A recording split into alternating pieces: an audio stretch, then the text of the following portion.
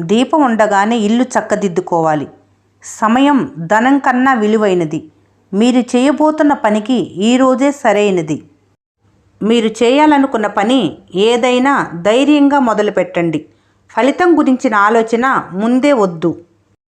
హంగులతో మొదలుపెట్టి అవమానంతో వెనుదిరగటం కంటే నిరాడంబరంగా మొదలుపెట్టి ఉన్నత శిఖరాలు అధిరోహించటం ఉత్తమం. కాబట్టి హంగులు, మంచి ముహూర్తం అంటూ రోజుల్ని వృధా చేయవద్దు. చిన్న పని అయినా మొదలు పెట్టేందుకు ఈరోజే మంచిది. ఉద్యోగానికి దరఖాస్తు పెడదాం అనుకుంటాం. చివరి తేదీ వచ్చేదాకా వాయిదాలు వేసి సరిగ్గా సమయానికి ఏవో సర్టిఫికెట్లు లేక మొత్తం ప్రయత్నమే వాయిదా పడిపోతుంది. మరి కొంతమంది ఇతరులు ఆమోదిస్తారో లేదో అని ఏ విషయాన్నైనా శంకిస్తూ గుర్తుకు వచ్చిన ప్రతిసారి వాయిదా వేస్తుంటారు. అయితే మిమ్మల్ని మీరు మార్చుకోండి. ఒకసారి మిగతా ప్రయత్నాలన్నీ గుర్తు తెచ్చుకోండి. వాటిలో వాయిదాల వల్ల మీరెంత నష్టపోయింది గమనించండి. మరెంత నష్టానికి గురిగా పోతున్నారో ఊహించుకోండి. ప్రపంచంలో అద్భుతాలు సాధించిన వారంతా మొదట్లో మనలాంటి వారే. వారి కృషి, పట్టుదల, ధైర్యం, ఆత్మవిశ్వాసం వారిని ప్రముఖులుగా చేసింది. ఇవాళ చేయాల్సిన ఏ పనిని రేపటికి వాయిదా వేయకు. ఎందుకంటే రేపు మరో పని నీ వాకిట్లో ఎదురు చూస్తూ ఉంటుంది.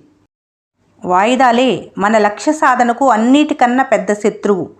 దేనిని రేపటికి వాయిదా వేయొద్దు. ఏ రోజు పని ఆ రోజే పూర్తి చేయాలి. పనులు వాయిదా వేయటానికి కారణాలేమిటో గుర్తించి రాసి పెట్టుకోండి. టైం లేకపోవటమా?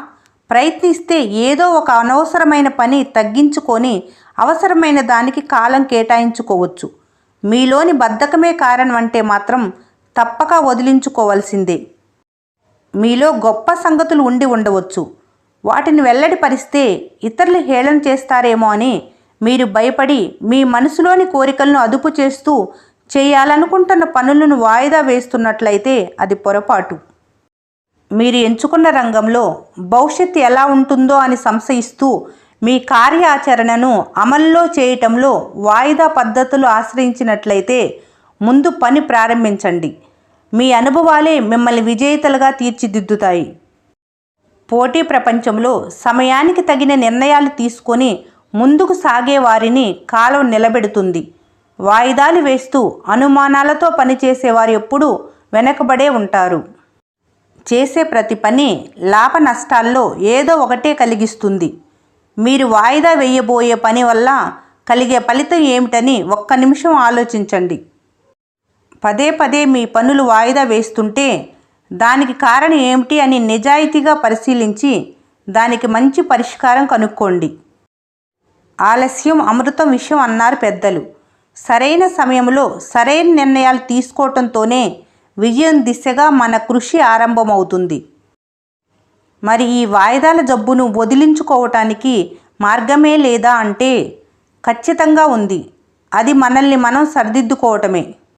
ఈ వీడియో మీకు నచ్చినట్లయితే మన స్నేహ ఛానల్ని లైక్ చేయండి, సబ్స్క్రైబ్ చేసుకోవడం మర్చిపోకండి. Thanks for watching.